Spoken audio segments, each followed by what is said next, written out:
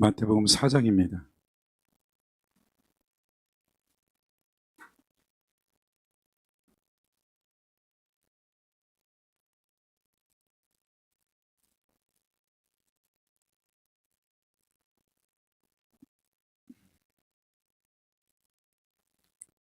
어, 4장 17절 한 절 같이 합독합니다.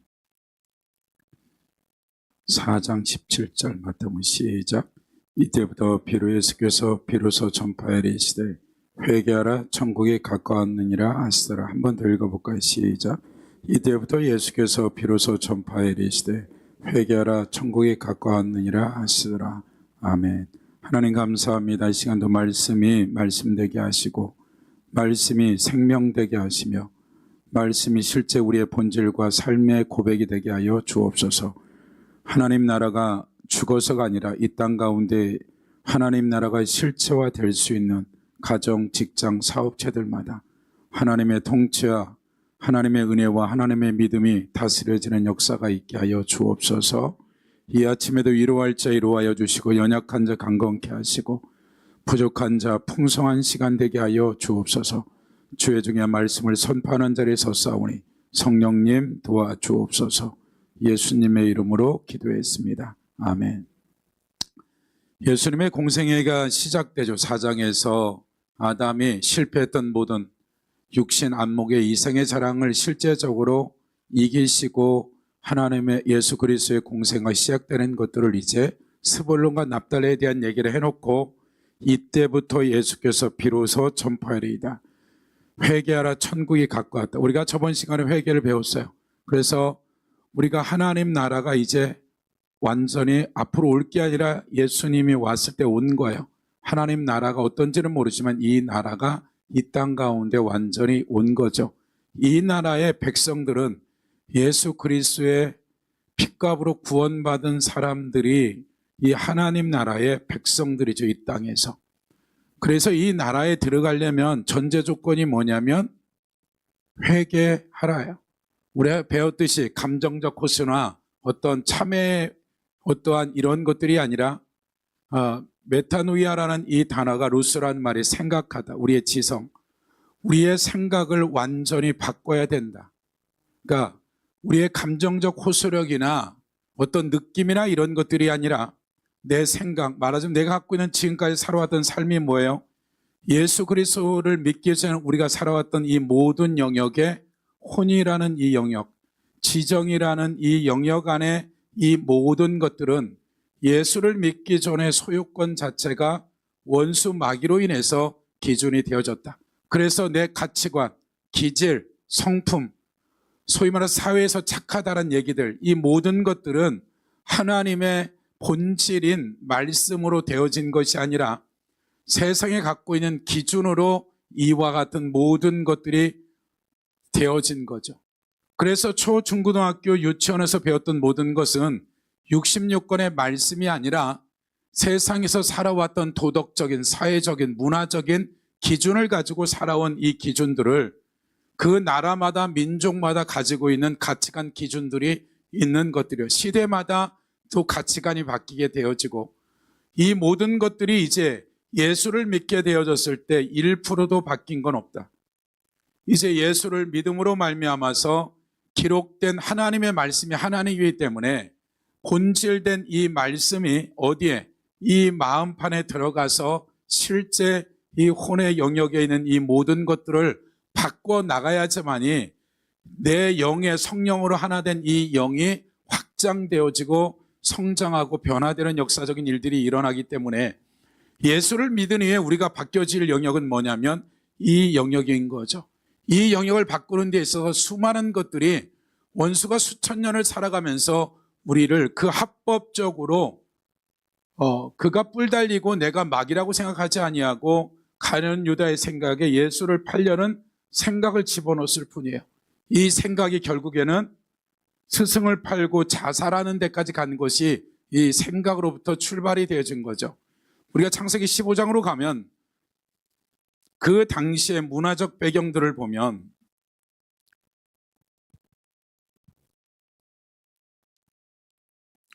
15장 1절에 보면 이후에 여호와의 말씀이 환상 중에 아브라함에게 임하여 이르시되 아브라함아 두려워하지 말라. 나는 너의 방패요 너의 지극히 큰 상급이라. 아브라함이 이 고대근동의 전쟁에 이겨서 조카를 찾아오고 엄청난 역사적인 인물이 되어졌죠. 근데 막상 들어와서 믿음으로 전쟁을 치렀지만 두려움이 오는 거죠. 왜요? 적군이 동일하게 언제 어떻게 나를 공격할지 모르는 두려움이 엄습했을 때 환상 가운데 하나님이 두려워하지 말라. 그러니까 항상 성경에서 두려워하지 말라라는 건 나는 지금 뭐 하고 있다? 굉장히 두려워하고 있고 문제가 생겼다라는 거야. 그러면서 하는 얘기야. 나는 방패고 너의 큰 상급이라. 그러니까 아브라함이 물어보죠. 아브라함이 이르되 주 여호와여 무엇을 내게 주시래? 아니 상급인데 뭘 주려고 하십니까? 가장 중요한 자식도 안 줘놓고 무슨 상급이야라고 하나님 앞에 따진 거죠. 그래서 이것을 얘기하는 거죠. 나의 상속자는 나는 하나님이 치를 안 줘서 이 종들 중에 한 명을 택해서 엘리에셀을 통해서 내 자손이 됐는데 이게 말이 됩니까? 3절 아브라함이 또 이르되 주께서 내게 씨를 주지 아니했으니 내 집에서 길린 자가 내 상속자가 될 것이다. 말하자면 길린 자라는 이 말의 의미는 뭐냐면 종과 아브라함의 종과 여종과 남종이 결혼한 여기서 난 자식들, 이게 기른 자예요. 이 자식들은 영원한 종이 되는 거예요. 자유인이 될 수 없다는 거죠. 그래서 그 종의 자식 중에 하나를 선택해서 내 양자로 삼아서 내 상속자로 삼았다라는 거예요. 당시 문화예요. 할 수 있는 거죠. 왜냐하면 소유권 자체가 이 모든 그 자식이 누구 것이 됐든 종은 누구의 소유권이냐면 아브라함의 소유권이기 때문에 이 종들에서 나는 자식이든 모든 것들이 누구의 것이다? 아브라함 것이기 때문에 당시 문화 안에서는 아무런 문제가 없는 거죠. 근데 이제 4절 여호와의 말씀이 그에게 임하여 아브라함에게 임하여 이르시되 그 사람이 상속자가 아니라 내 몸에서 내 몸에서 우리가 계속 배웠어요. 이 몸이 뭐다? 태예요, 태. 말하자면 지금 하갈이 아직 부르지 않았기 때문에 현재로서 태라고 했을 때 아브라함의 태가 아니라 누구다? 사라에게서 자식을 줄 거라는 이런 말을 한 거죠. 그래서 사라에게 난 자가 네 상속자가 될 거지 이 종들 사이에서 난 엘리에셀의 자식이 안 될 거라는 얘기를 지금 하고 있는 거죠. 5절 그를 이끌고 밖으로 나가 이르시되 하늘을 우러러 무뼈를 셀 수 있나 보라. 또 그에게 이르시되 내 자손이 이와 같으리라. 아브라함이 여호와를 믿으니 여호와께서 이를 그의 의로 여기시고 또 그에게 이르시되 말하자면 지금 아브라함이 이제 아브라함을 설득하고 이해시켜서 그 사라를 통해서 자식을 주겠다라는 것을 이제 믿게 된 거죠. 이때 100%가 아니라 500% 믿은 거죠, 하나님을. 이제 믿고 나서 16장 1절에 보면 아브라함의 아내 사라는 출산하지 못하였고 그에게는 한 여종이 있으니 애굽 사람이요 이름은 하갈이라. 사라가 아브라함에게 이르되 여호와께서 내 출산을 허락하지 아니하였으니 원하건대 내 여종에게 들어가라. 내가 혹 그로 말미암아 자녀를 얻을까 하노라 하며 아브라함이 사라의 말을 들으니라. 아브라함이 아내 사라가 그 여종 애굽 사람의 하갈을 데려다가 그 남편 아브라함의 첩으로 준 때는 아브라함이 가나안 땅에 거주한 지 10년 후였더라. 말하자면 지금 사라의 몸종인 하갈을 줬을 때 오늘 문화 가운데는 이게 남의 자식이지만 이 당시에 사라의 몸종인 이 모든 사라에게 속한 모든 것들은 누구 것이다? 사라 것이다.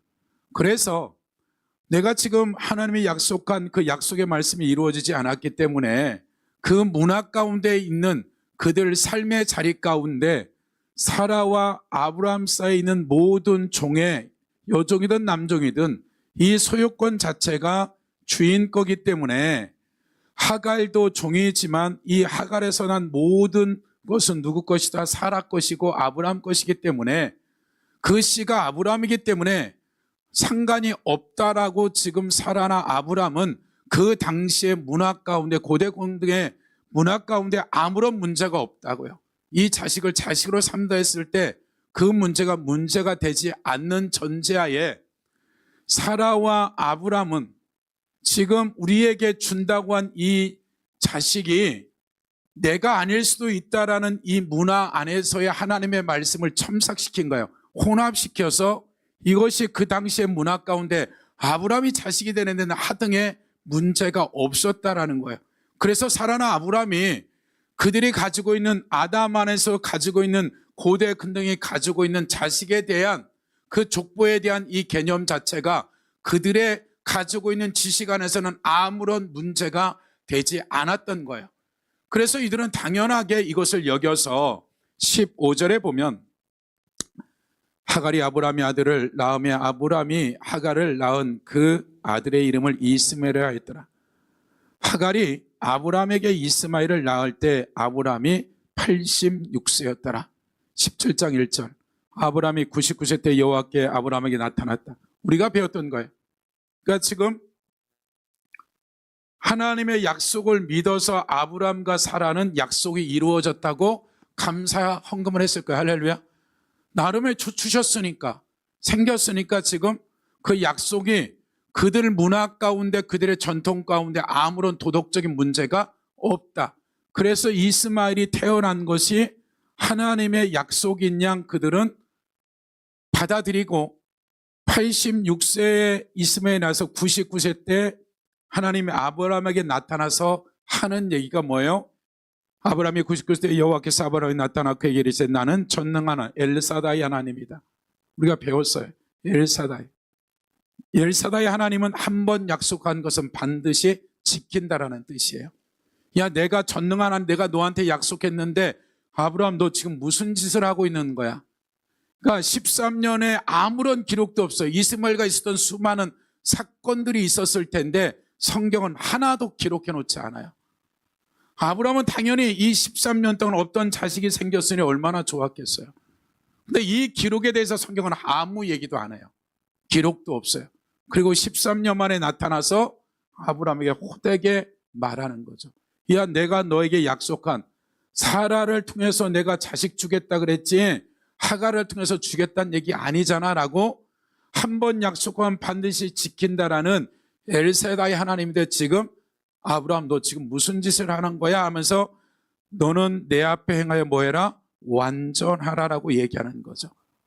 그래서 아브라함의 이름을 바꿔주고 사라의 이름을 바꿔줘도 이삭을 주겠다 하더라도 안 믿는 거죠. 그리고 따지는 거죠. 뭐라 그래요? 아브라함이 실제적으로 우리가 약속한 이 약속의 말씀을 주는데 15절 17장 하나님이 또 아브라함에게 이르시되 내 안에 사라의 이름을 사라라 하지 말고 사라라. 내가 그에게 복을 주어 그가 내게 아들을 낳아주게 하며 내가 그에게 복을 주어 그를 여러 민족의 어머니가 되게 하리니 민족의 여러 왕이 그에게서 나리라. 누구의 말이다? 하나님이 지금 말하는 거예요. 사라에게 자식 주겠다고. 근데 아브라함이 엎드려 웃으며 마음속으로 이르되 100세 된 사람이 어찌 자식을 낳을까? 사라는 90세니 얼싸이 출산하리요. 아브라함이 하나님께 아뢰되 이스마엘이나 하나님 앞에 살기를 원합니다. 말하자면 이미 아브라함이 지금 하나님이 아브라함을 설득하고 있는데 아브라함은 끊임없이 이 고대 근동이 가지고 있는 자식에 대한 기준들에 대한 것들을 무너뜨리지 않는 거예요. 이미 이스마엘을 하나님이 주셨는데 뭔 소리 하세요? 지금 내 나이가 몇 살이고 내 아내의 나이가 몇 살이고 내 아내가 지금 생물학적으로 애를 낳을 수 없는 경수가 끊어졌는데 하나님을 아브라함이 설득하려고 그래요. 하나님 이스마엘이나 살았으면 좋겠어요. 어떤 걸로 설득해요? 내가 가졌던 문화와 지식과 경험 안에서 이스마엘이 자식이 되는데 하등의 문제가 없는데 왜 이렇게 하나님은 시비를 거세요? 정신 차리세요. 이미 자식 주었잖아라고 하는 하나님이 가지고 있는 말씀이라는 이 본질이라는 본질에서 벗어난 이 가치관과 기준과 지식에 대한 것을 굽히지 않으려고 그러는 거예요. 그 당시에 살아온 모든 이들이 100이면 100 이 이스마엘을 당연히 아브라함의 자식이고 씨기 때문에 자식이라 그러는데 하나님만이 아니라라고 지금 얘기하고 있는 거죠. 이것 때문에 하나님이 설득이 안 되는 거예요. 설득이 안 되니까 어떻게 돼? 그냥 밀어붙여 버리는 거예요. 그리고 그냥 말을 안 들으니까 이름까지 지워져 버렸죠. 그렇죠? 그가 임신하고 나서야 사라가 입덧을 하고 나서 이게 임신한 줄 알았던 거죠. 그렇죠? 이것이 당시 문화가 갖고 있는 지식이고 정체성이고 가치관이고 기준이었단 말이에요. 이걸 하나님이 깨버리기 시작한 거죠. 눕기로 가보세요.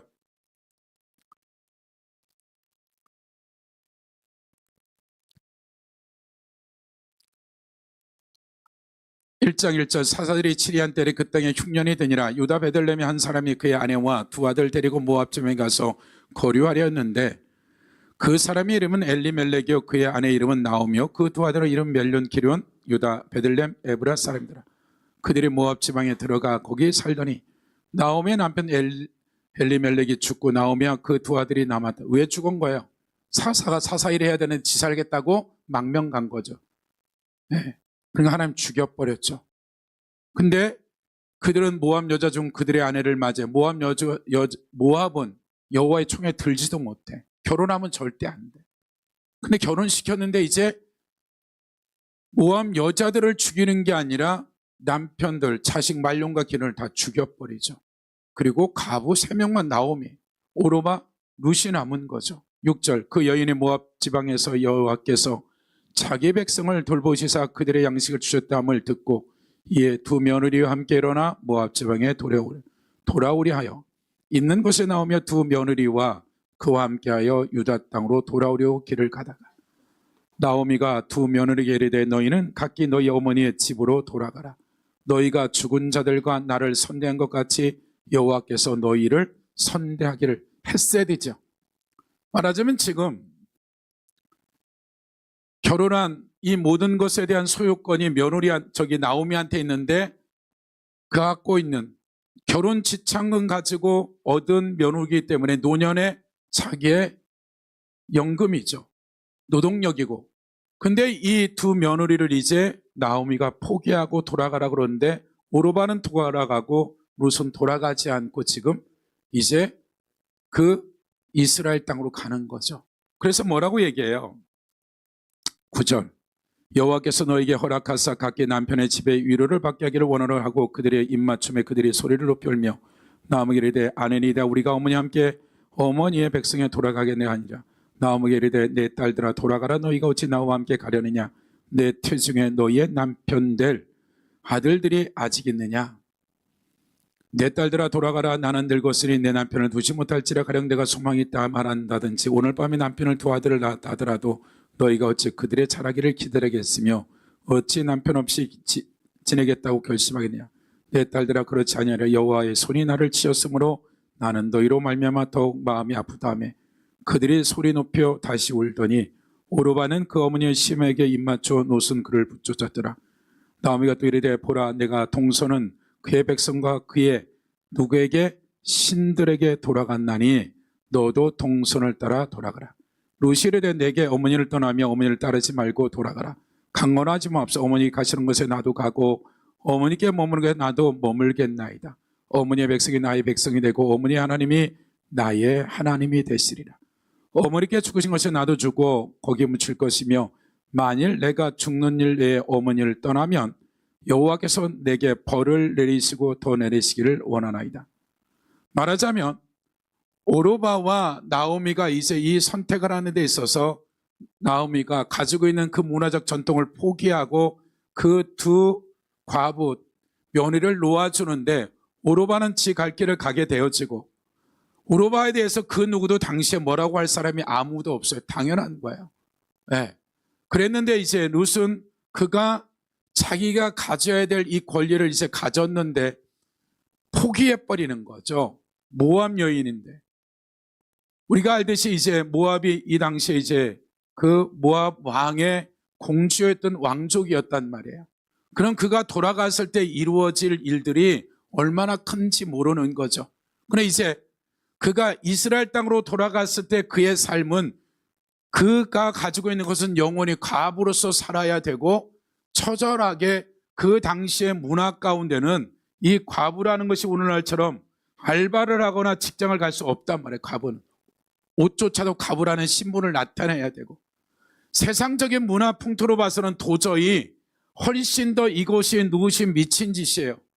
오르바가 정상적인 일들인데 왜 룻은 그가 믿는 그가 왕족으로서 누릴 수 있는 모든 것을 포기하고 그 다음에 그가 다시 결혼해서 살 수 있는 이 모든 것을 포기하고 자기 선조로부터 내려왔던 모압의 모든 신들을 포기하고 내 어머니가 믿는 내 남편이 믿는 그 하나님을 믿겠다라고 누가 룻이 선택한 거예요.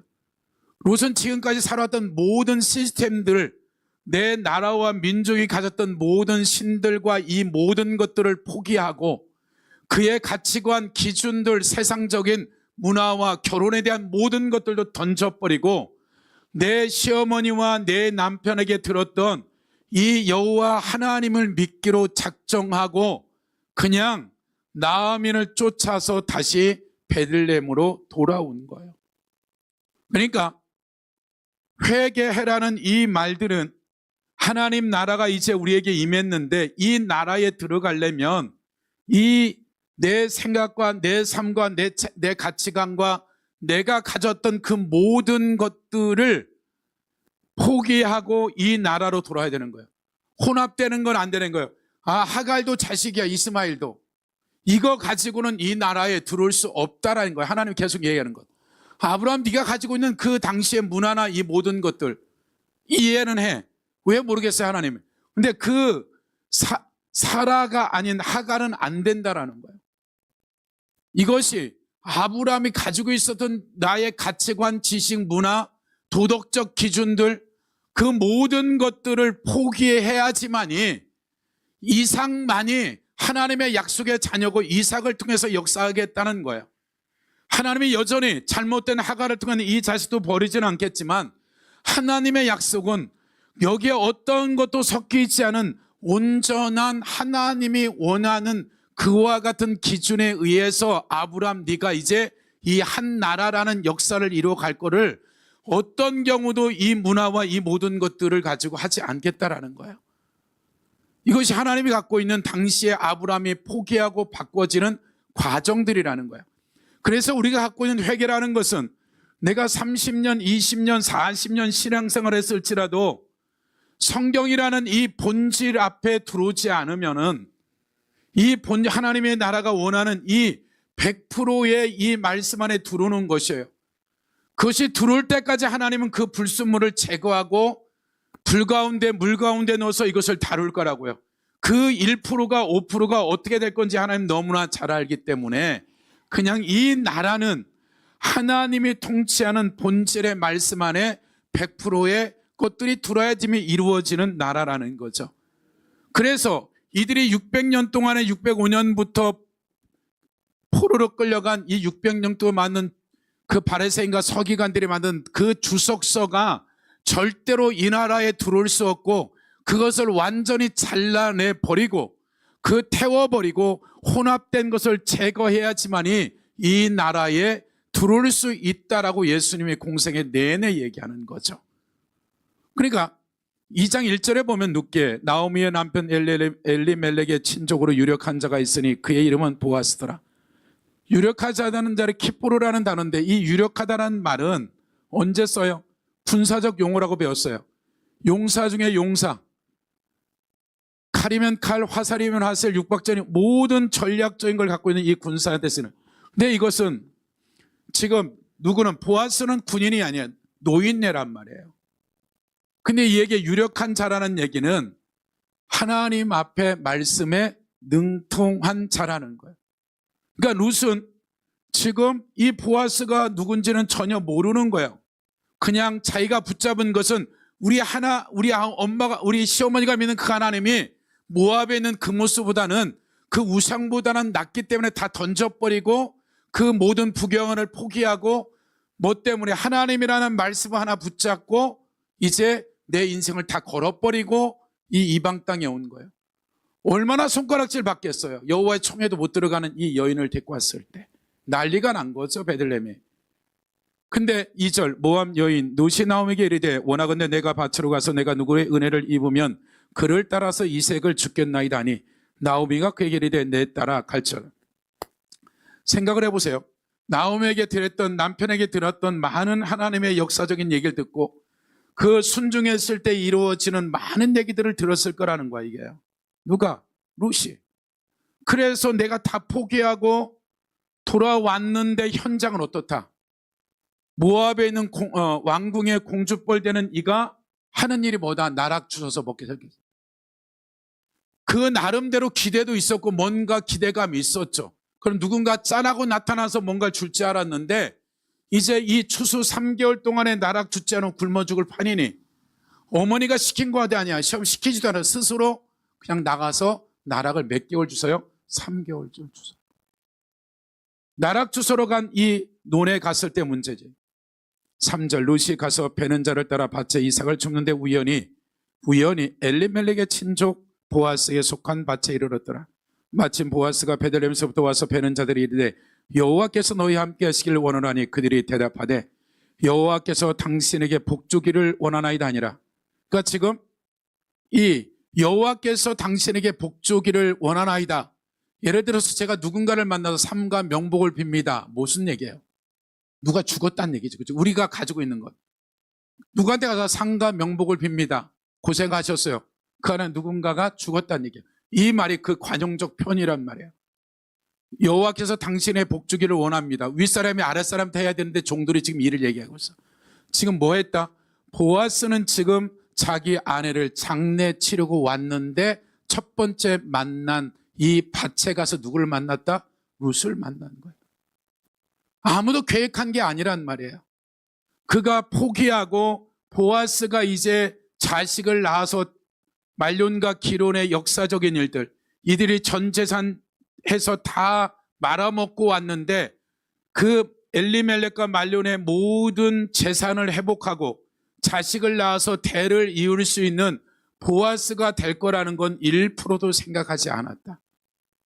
그가 붙잡은 것은 하나님의 말씀에 들었던 얘기를 듣고 그가 그 본질을 붙잡고 모든 걸 포기하고 왔는데 그에게 있어서 말론과 기론과 그 시아버지가 팔아먹은 모든 땅들을 다시 기업을 다시 되찾고 자식을 주게 되어지고 오벳과 이새와 다윗을 낳는 이 메시아 예수 그리스도의 가문에 들어가는 것이 그의 시작은 그냥 어머니의 시어머니한테 들었던 하나님에 대한 얘기를 듣고 그가 선택한 거예요.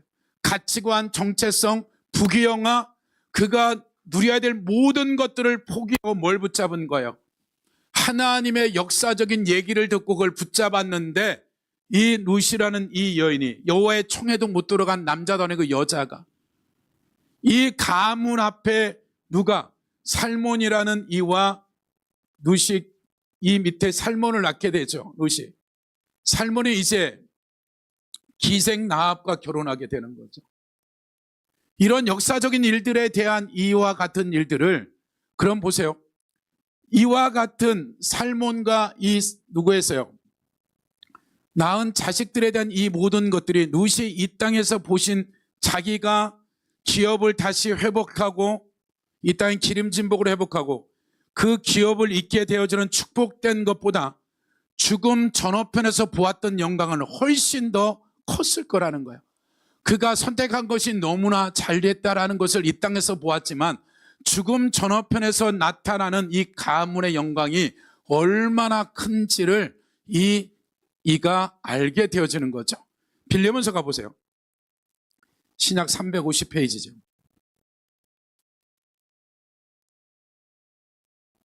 우리가 이 내용은 하도 들어서 알아요. 빌레몬이 골로새의 가정교회 볼로새교회 리더죠. 에베소의 두란노 소원에서 뭐하러 갔는지 모르지만 두란노 소원에서 사도 바울에게 2년 3개월 동안에 이제 이 말씀을 얼마 동안 배웠는지 모르지만 골로새로 와서 골로새교회 리더 중에 한 명인 거죠. 이에게 사도 바울이 오네시모라는 이 빌레몬의 노예를 도망가게 되면 어떻게 돼요? 죽음이에요. 노예가 빌레몬의 노예였는데 이가 가서 누굴 만났다? 감옥에서 사도 바울을 만나고 사도 바울이 알고 보니까 빌레몬의 노예였고 그래서 편지를 써서 보낸 게 지금 빌레몬서죠. 이 문서를 보낸 거죠. 그러면 이 당시에 노예 제도라는 건 로마에서 만든 거예요. 모든 경제력의 99.9%가 노예가 하는 거란 말이에요. 그 안에서 제도 안에서 이 노예는 오직 주인만이 이를 자유케 할 수 있는 권한은 있는 거죠. 그래서 이 오네시모라는 이 노예를 예수 그리스도 안에서 이제 마지막 순교 직전에 사도 바울이 그가 계시가 열어진 거죠.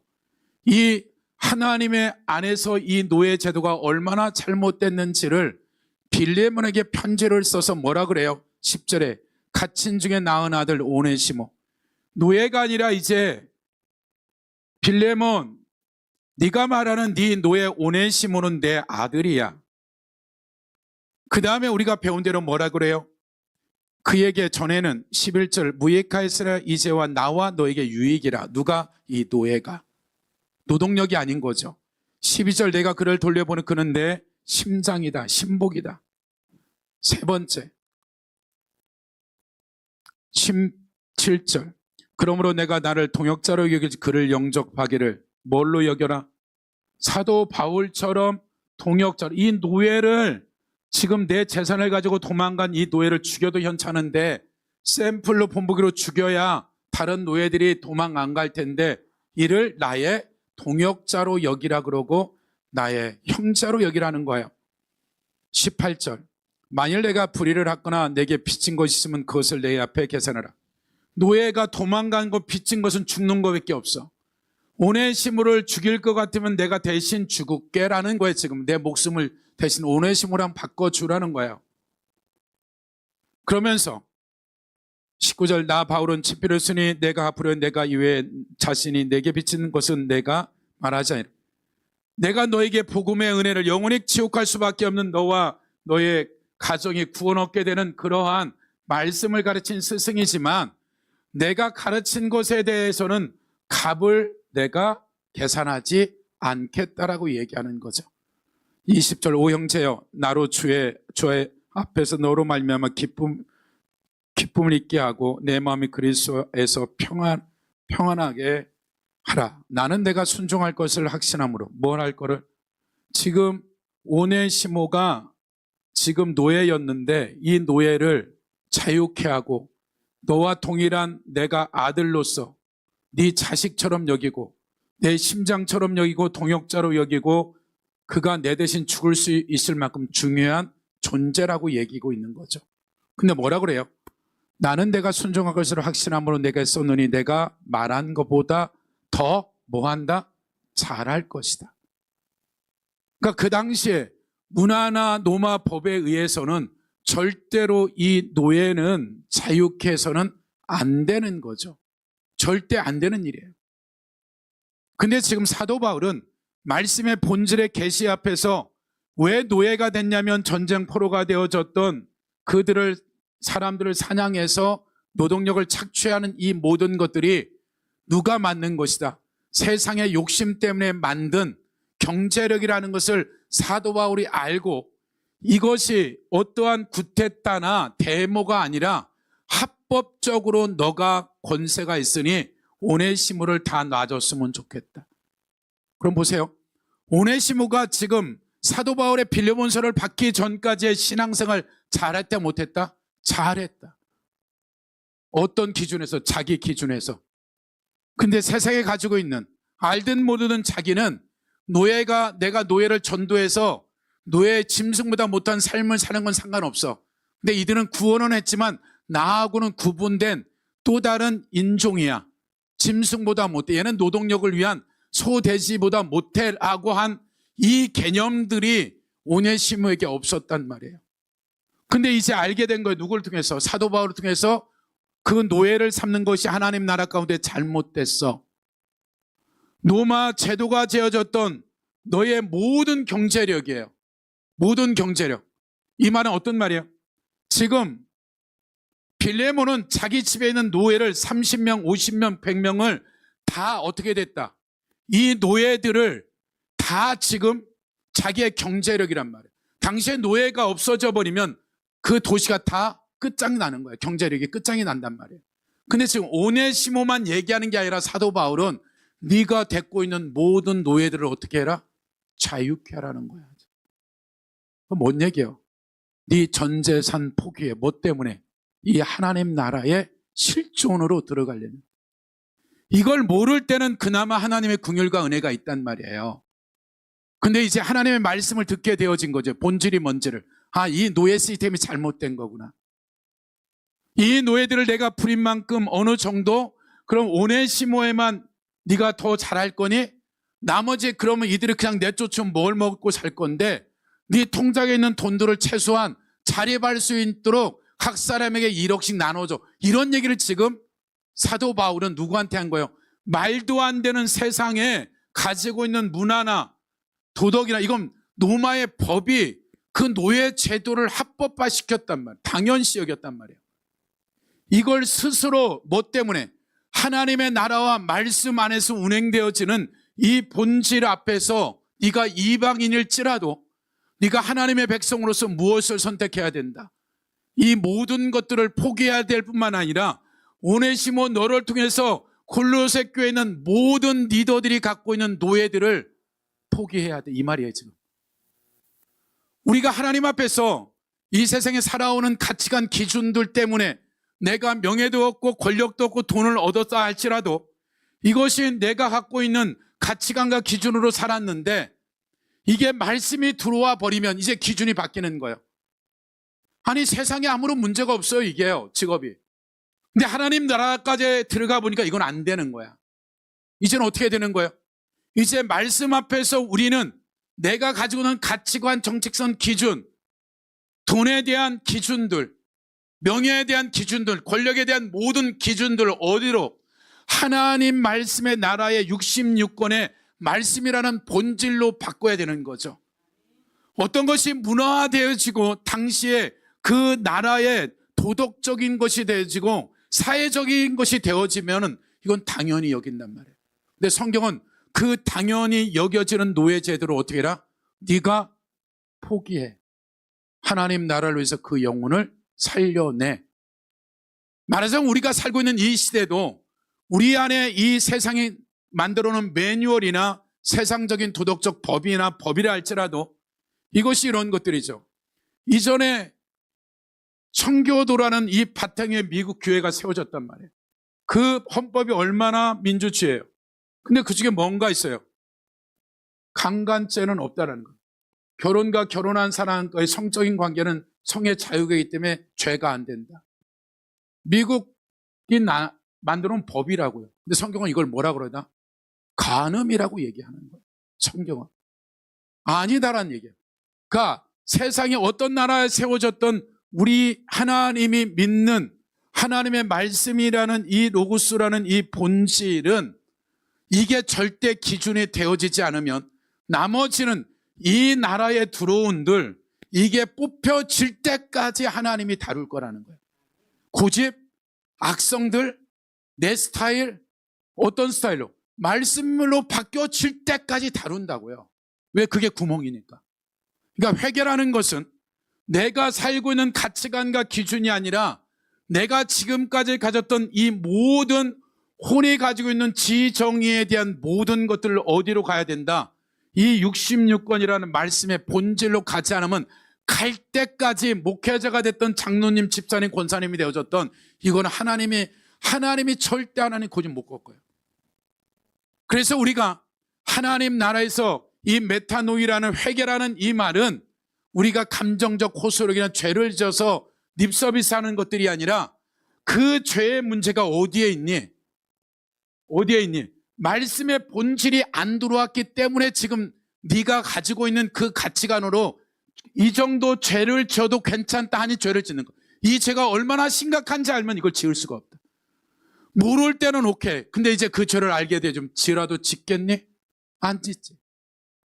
결국은 우리는 계속해서 하나님이 우리를 어디다 끌어넣을 거냐면 이 하나님 나라로 들게 되어지는 이 바깥에 있는 회개라는 이 안에 우리의 가치관, 정체성, 고집과 기준들을 다 때려 부시지 않으면 이 안에 들어오면 들어올수록 하나님이 다루는 거예요.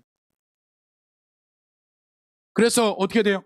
초신자들은 응답도 잘 주고 맛있는 것도 주고 생각만 해도 줘. 한 1년, 2년 지나면 이제 서서히 머리털 뽑고 어떻게 된다? 눈썹 뽑고. 뭐가 내 마음대로 안 돼. 그러니까 빨리 알아들어야 돼. 아, 지금서부터는 잘해야 되겠구나. 그러니까 처음에 좀 잘못해도 봐줘. 조금 더 지나면 옛날엔 이 정도도 그냥 아무렇지도 않은데 뭐 이게 생각만 해도 이제 벽에 와서 내 머리를 찐다든지. 경험 있으세요? 저는 있어요. 생각만 해도 이게 성질이 못 돼가지고. 벽에 안 부딪히면 살살 부딪히면 말 안 들으니까 세게 부딪혀. 아주. 세게 부딪혀. 세게 부딪혀. 할렐루야. 그러니까 우리가 하나님 앞에서 이 본질에 적당한 것으로 가지는 것이 아니라 이 본질로 들어오면 이 말씀이 하나님이란 말이에요. 그럼 말씀 안에 들었으면 안 바뀌는 건 누구의 문제다? 내가 지금 뭔가 혼합되어 있든지 내 기준이 있는 거예요. 말씀으로 들으면 그 말씀은 하나님이고 전능자이기 때문에 안 바뀌는 게 이상한 거예요. 그래서 그 본질 안에 딱 가둬져 버리면 이제 내 삶이 그 말씀이 나를 바꾸고 변화시키고 하나님이 세우고 높이는 일이 벌어지는 거죠. 그래서 회개는 뭐다? 이 나라에 들어가는 기준이다. 그래서 우리가 말씀을 알아야 되는 이유가 뭐예요? 이것을 알아야 내가 지금 원수로부터 유린되고 속이고 빼앗긴 것들이 무엇인지 알 수 있죠. 그러니까 오네시모가 이와 같은 그 시대적인 것들이 이 시대의 노예가 아니잖아요. 모든 것을 목숨과 같은 것을 자식도 아내도 동의해야 돼. 이 결정을 해야 되는 거예요. 만약에 오네시모가 아니면 오네시모 2를 하나님 끌어들일 거라고 이거 한다고 누군가는요. 그러니까 아브라함의 시작서부터 이 신약의 예수 그리스도를 믿는 이방인인 빌레몬까지도 끊임없이 침노에 들어오는 건 뭐예요? 네가 갖고 있는 세상에 살아왔던 가치관 기준들을 어디로 바꿔라? 66권의 말씀의 진리 가운데 넣어놓으라는 거예요. 그래서 그것에 내가 동의하고 순종만 하면 내가 할 게 없는 거예요. 이 말씀이 나머지를 끌고 갈 거고 성장시킬 거고 변화시킬 것이고 오네시모가 이와 같은 은혜를 받고 살아온 삶이 그때 빌레몬과 아키포와 이들이 가지고 있는 이걸 놓을 때 할렐루야 하고 놓지는 않았어요. 힘들었을 거라는 거예요. 엄청난 싸움이 있었을 거라는 거예요. 그래서 이들을 포기하고 제사를 나눠서 한 사람씩 그 자유케 하고 이들의 길들을 가는 그 매년 돌아오는 소리는 정말로 말할 수 없이 즐거웠을 거예요. 오네시모가. 이들이 이 은혜를 똑같은 골로새 교회 안에서의 누구를 만나느냐에 이 삶이 완전히 바뀌어진 거죠. 아마 빌레몬이 욕도 많이 먹었을 거예요. 이걸 보고 네가 미쳤니? 너나 조용히 하지 왜 우리한테 이걸 욕해? 네. 그러나 2000년이 지난 이 빌레몬이 이 60여 권의 성경에 들어갈 거라고는 1%도 생각 안 했어요. 그리고 오네시모가 그가 살아왔던 삶의 사역보다 죽어서 그 빌레몬이 놓아줬던 그 노예들의 삶의 열매는 상상도 못할 하나님 나라 가운데 열매를 얻었을 거라는 거예요. 그리고 빌레몬이 이거 포기했다고 궁겼겠어요. 하나님이. 그 나라와 그 의를 감추겠다는.